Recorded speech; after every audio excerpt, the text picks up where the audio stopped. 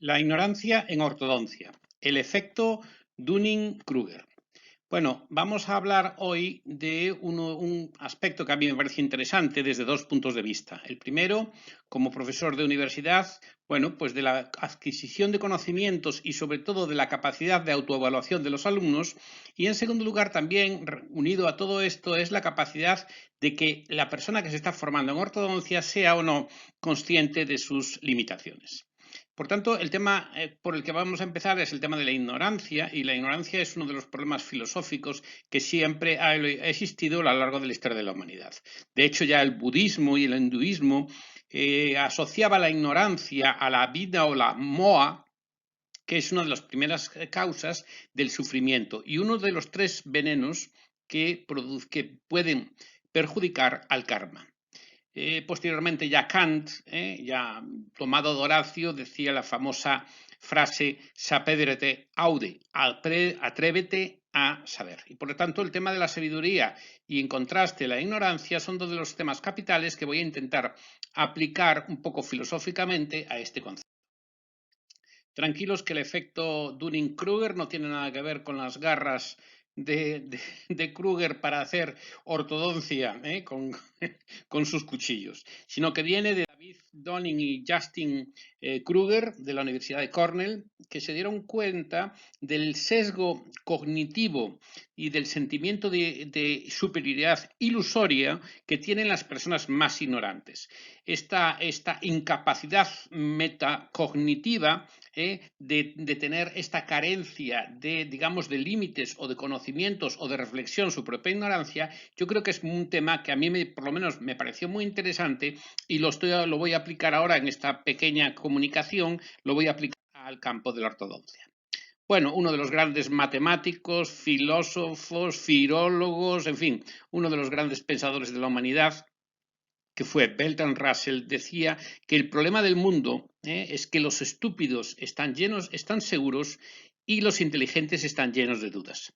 Y esto me gusta mucho aplicarlo, esta frase, a la odontología, porque imagínense ustedes que una persona, un profesional de la odontología que frente a un paciente que tenga muchos conocimientos odontológicos, es una persona que duda porque ve muchas posibilidades terapéuticas, ve muchos diagnósticos diferenciales, ve muchas posibilidades de abordar la patología o el problema que se presenta de muchas maneras. Sin embargo, el ignorante, el que prácticamente no sabe nada más, vamos a ponerlo de una manera un poco rayana al suelo, únicamente pues sabe que si la muela está mal, pues el molar hay que extraerlo, y nada más, no hay otras opciones. Y muchas veces este tipo de segundas personas son los que están seguros, los que dan seguridad al paciente. Y lo contrario, el inteligente, el que conoce más el diagnóstico diferencial, que sabe muchísimo más, da un aspecto frente al paciente de inseguridad. Y justamente esto es algo que en odontología siempre me ha preocupado. ¿Por qué los alumnos buenos y brillantes muchas veces dan esta imagen, a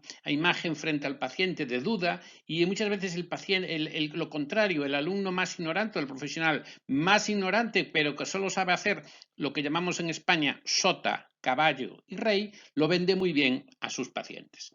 Un ejemplo gracioso lo tenemos todos en el personaje de Torrente, que precisamente hace una caricatura de este tipo de personas muy ignorantes, y que se creen que tienen todo el dominio de la verdad y todos los conocimientos del mundo. ¿Qué es un ignorante ilustrado, como le digo yo? Porque claro, dentro de nuestra nivel de ortodoncistas, de profesionales, lo que tenemos son realmente ignorantes ilustrados. Pues ese es un poco ese que cuando estás en una cena y de repente sale un tema sobre, bueno, pues sobre teología de la iglesia o de una situación concreta de la iglesia, de repente lanza el calificativo, lo de la iglesia son todos unos pedrastras y son todos unos ladrones y no sé qué. Cuando le hablas de la muerte de peli de cine y de repente sale el tema de Muerte en Venecia, ¿cómo te va a gustar esa película si es todo de medio maricones ahí? Eso es una mierda. Y cuando hablan, pues se trata de hablar a lo mejor de filosofía, reconozco que Heidegger es muy duro, pero si se aparece algún tipo de conversación sobre Heidegger y el ignorante no ha leído nada, o sea, no solamente sobre Heidegger, es que no ha leído nada sobre nada, y de repente ya lo califica todo, ese era un nazi, punto, y no nada más. En fin, ese es el tipo de ignorancia que me estoy refiriendo.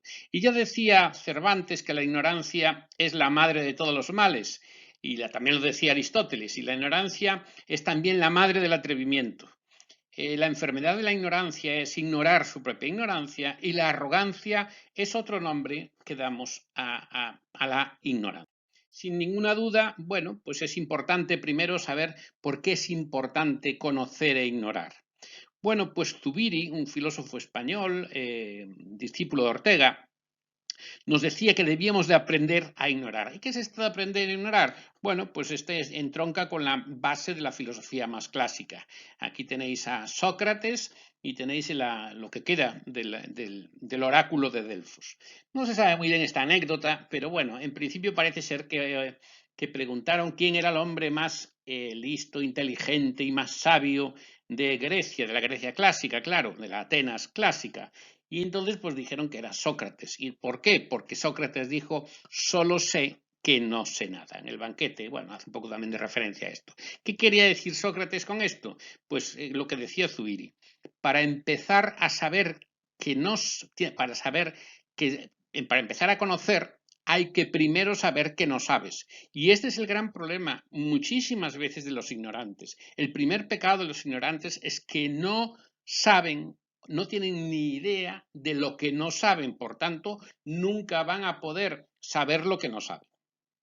Ortega lo decía muy bien, ¿por qué al hombre no le duele su ignorancia como podría dolerle un miembro que nunca ha tenido? Pues precisamente eso es lo que quiere decir. Si no has tenido nunca ignorancia, si no sabes lo que es conocer, pues la ignorancia no la vas a notar. Y también decía incluso Ortega en una frase muy bonita que me gusta mucho, que es refiriéndose a enseñar, que siempre dudes de todo lo que enseñes. Bueno, ya no digamos Einstein, que decía que había dos cosas infinitas en el mundo. Una o dos cosas infinitas. Una podría ser el espacio y otra la estupidez humana. Y que de la primera, pues de la segunda no estaba, en la primera no estaba muy seguro, de la segunda sí. Es decir, ¿qué quiere decir? Bueno, pues que siempre, todo a lo largo de la historia de la filosofía o simplemente del pensamiento, el tema de la ignorancia siempre se ha reflejado como el aspecto contrario. Es importante saber que no sabes.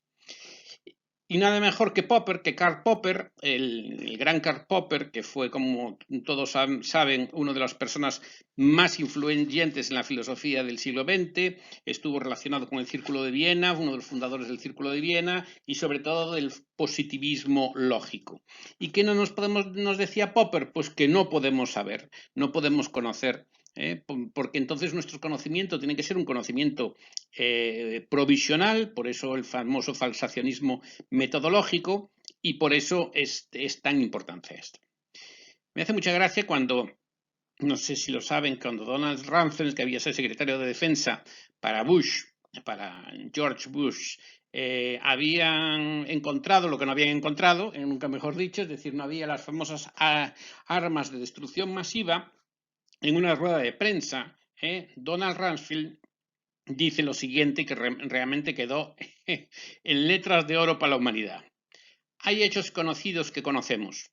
Hay cosas que sabemos que sabemos. También sabemos que hay hechos desconocidos conocidos, es decir, sabemos que hay algunas cosas que no sabemos, pero hay también hechos desconocidos que desconocemos, aquellos que no sabemos que no sabemos. Y por tanto es importante el conocimiento. Esta escalera es una adaptación que he hecho yo de un filósofo de Bobbio, un filósofo italiano que me gusta mucho, que lo usaba para otra cosa, evidentemente, pero yo lo he adaptado a los dentistas o, si queréis, a los ortodoncistas. ¿Y cómo estamos formados los ortodoncistas? Pues por un núcleo muy grande de los que llamó inconscientemente incompetentes. Después están los conscientemente incompetentes, los inconscientemente competentes, de estos había 4, ya murieron 3, solo queda uno, y después están los conscientemente competentes. Y arriba de todo, para los que seáis españoles, pues evidentemente está el Fari en el cielo, y diciendo que todos somos unos fenómenos. Pero sin ninguna duda, para los que somos profesores de las facultades, en odontología, los que después hacemos cursos de posgrado, los que damos cursos de formación continuada, los que vemos cómo trabaja la gente y las cosas que hacen sus consultas, Evidentemente, la frase de oro tiene que ser esta: la ignorancia es la madre del atrevimiento. Es cierto que no hay que confundir ignorancia con inteligencia. Son dos cosas diferentes, aunque muchas veces se mezclan, ¿vale? Como lo vimos en la definición de Ransle y como lo vimos sobre todo en Russell, ¿no? Pero claro, evidentemente hoy sabemos que hay muchos tipos de inteligencia: la lógico-matemática, la lingüística, la espacial, la creativa, la emocional, la musical, la cinestésica propioceptiva, la intrapersonal, la interpersonal, la existencial, la naturalista o la colaborativa. Es decir, que en cada una de estas inteligencias, si nosotros fuéramos, por ejemplo, empleadores o tuviéramos que buscar recursos humanos para una empresa, pues según el tipo de inteligencia predominante en una persona, los cogeríamos para una cosa o los cogeríamos para otra. Eso está claro. Pero lo que tenemos que tener siempre claro es que la ignorancia y el no interés por saber y el interés tiene un famoso sesgo, que es este efecto Dunning-Kruger, que es este sentimiento de superioridad ilusorio. Y por tanto esto es importante, porque normalmente ¿qué suele ocurrir? Pues suele ocurrir que los que menos saben, más creen que saben, y los que más saben, menos creen que saben, y es más, creen que los demás saben mucho más de lo que saben. Y por tanto siempre le explico a mis hijos que los dos objetivos con los que tienen que luchar en la vida son con el miedo y especialmente con la mediocridad. Que todas las mañanas cuando se duchen, se quiten evidentemente el sudor y la suciedad, pero también que se quiten por las mañanas todos los días la mediocridad. Me llamó mucho la atención, revisando otro tema que no viene al caso, me llamó mucho la atención este libro de José Ingenieros, que no lo conocía, de 1913, argentino, sobre el hombre mediocre. Y estoy convencidísimo, así lo pude constatar después, en que tuvo que tener una influencia decisiva en el libro, el famoso libro de Ortega, La rebelión de las masas, aunque el libro es posterior, fue escribiéndose poco a poco en diferentes secciones. Y por tanto, ¿qué nos dice Ortega y a su vez José Ingenieros?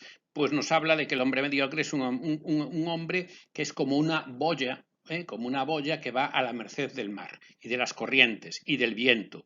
No tiene ideales definidos, no tiene pensamiento abstracto, es parte del rebaño, está lleno de suspicacias y lleno de prejuicios.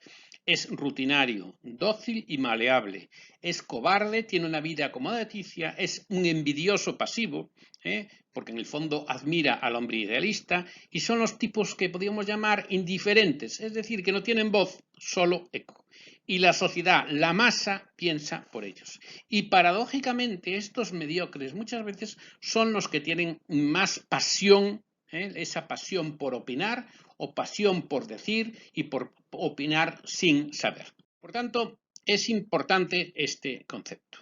¿De dónde viene esta preocupación mía? Bueno, pues este verano escribí un par de artículos sobre el tema de los expertos. ¿Qué es un experto? Pues es en un acuerdo bastante general, un experto es cuando alguien se dedica a una determinada área, sea la música, sea la ortodoncia, sea la odontología, sea la medicina, sea la ecografía, sea la radiología, y ha dedicado a eso aproximadamente unos 7 años de su vida con una dedicación intensa, o al menos 10.000 horas. Bien, yo una cosa que siempre he detectado es qué diferencia existe entre la formación y la sensación de estar formado.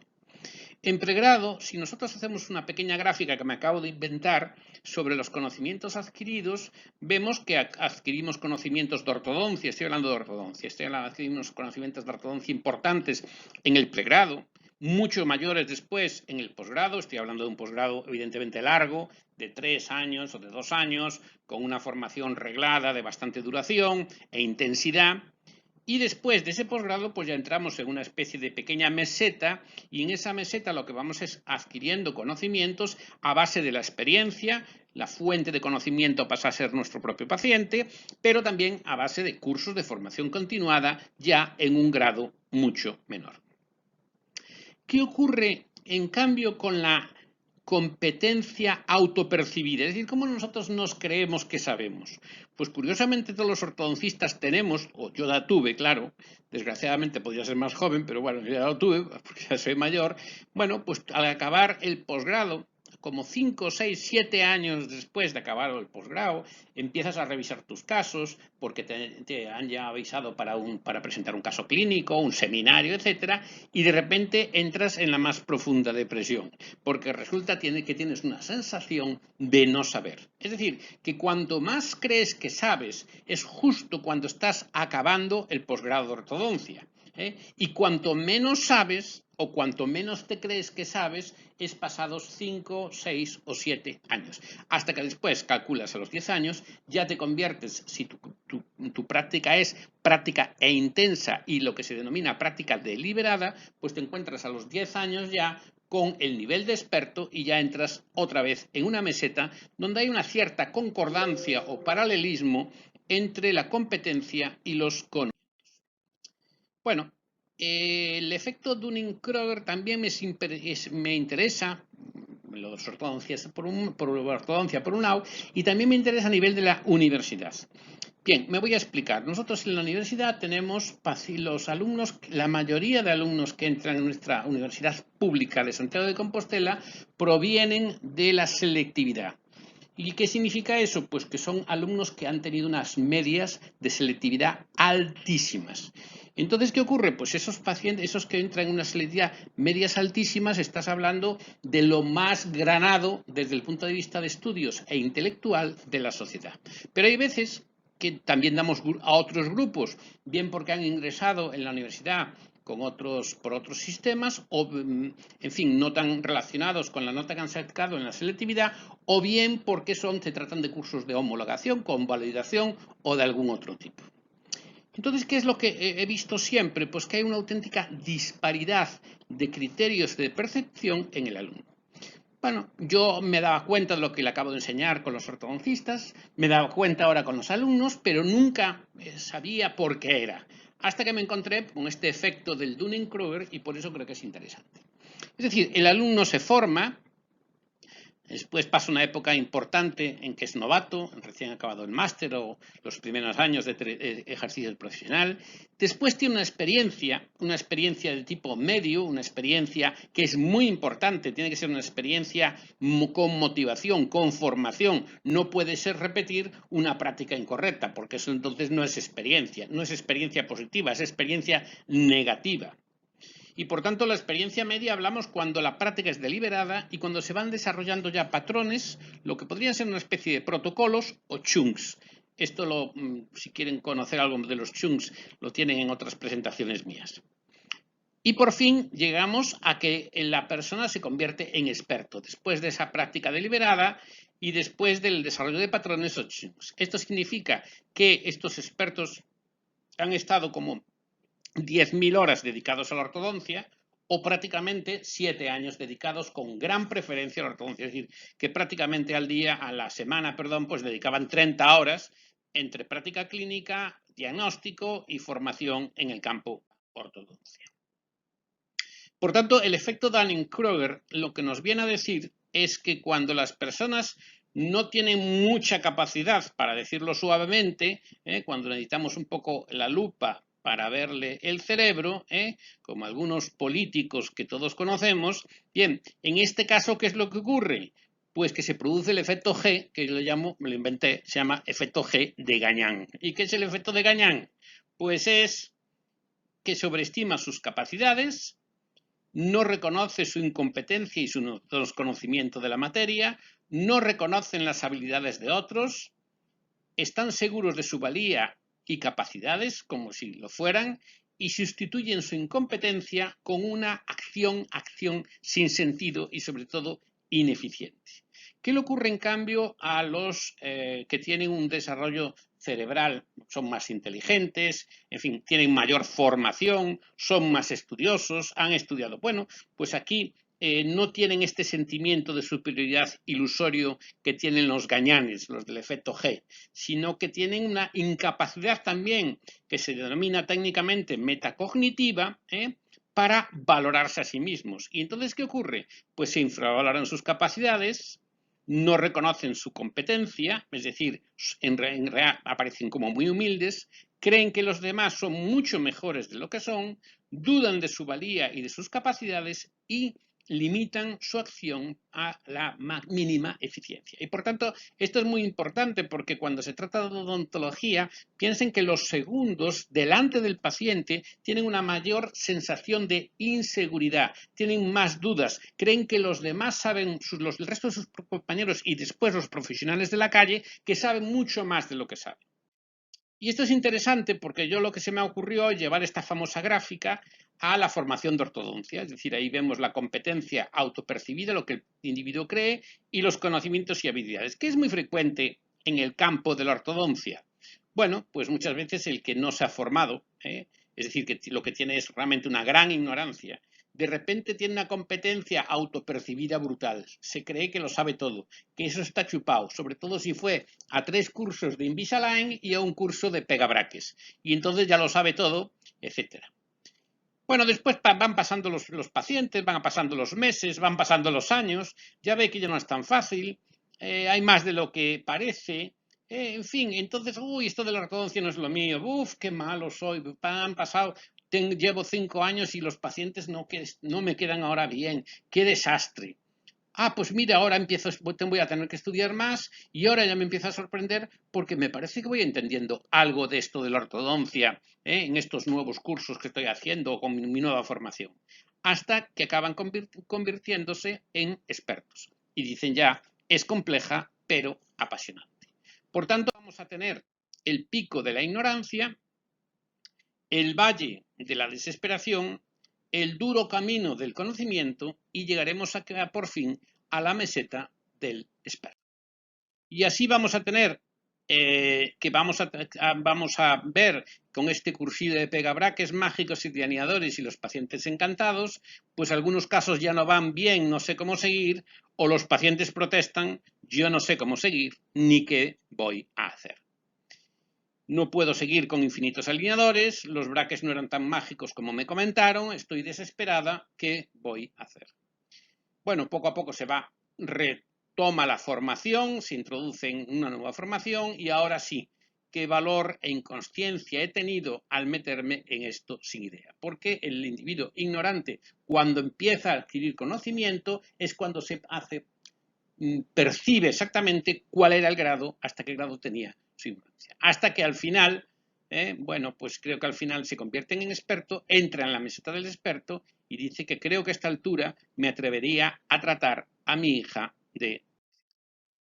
Por tanto, esto es interesante porque todas estas cosas están relacionadas con formaciones con el cerebro y las formaciones o los manejos psicológicos y las habilidades metacognitivas. Es decir, les recomiendo si quieren volver a ver el artículo. Este es un artículo que hablaba del experto y que nos decía, bueno, pues nos decía que hoy se sabe perfectamente con la resonancia magnética funcional cómo podemos formarnos mejor. Lo que está claro es que para determinadas habilidades cognitivas, para determinadas habilidades manuales o propioceptivas, como doblar alambres o lo que sea, o incluso el manejo de los pacientes, necesitamos experiencia. ¿Por qué? Porque las neuronas tienen una gran plasticidad.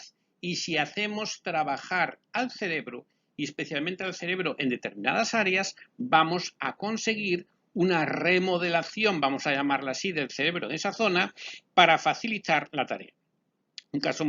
Por ejemplo, un ejemplo que a mí me parece muy gráfico es el de los violinistas. Los violinistas, porque tienen el dedo meñique del lado de la mano izquierdo, que no usamos absolutamente para nada, con una representación neuronal o cerebral tan amplia, pues es precisamente porque lo utilizan muchísimo para poder tocar el violín. Es decir, que la parte del experto, lo que nos queda claro es que son 7 años y 10.000 horas, trabajamos con la memoria a largo plazo, la práctica ha de ser una práctica deliberada, crítica, de formación continua, no estar viendo pacientes por verlos, se tienen que formar en nuestro cerebro lo que se conocen patrones o chucks, en esta memoria a largo plazo, como cuando los jugadores expertos de ajedrez juegan al ajedrez, realmente los grandes maestros de ajedrez no ven las jugadas, sino que ven patrones y saben exactamente cómo tienen que mover las fichas en cada uno de esos patrones o chucks que ven dentro del tablero. Está relacionado con el giro fusiforme y la corteza orbitofrontal. También tiene mucha importancia en la formación y en el training en las neuronas famosas espejo de Rizzolatti, del italiano, e incluso hay un áreas de identificación de rostros. Esta es la segunda parte, que también vuelvo a hablar del tiempo. Y por tanto, para concluir, recordar estas palabras de Dunning y Kruger, de David Dunning y de Justin Kruger de la Universidad de Cornell. La sobrevaloración del incompetente nace de la mala interpretación de la capacidad de uno mismo. La infravaloración del competente nace de la mala interpretación de la capacidad de los demás. Espero que esto les sea de alguna utilidad.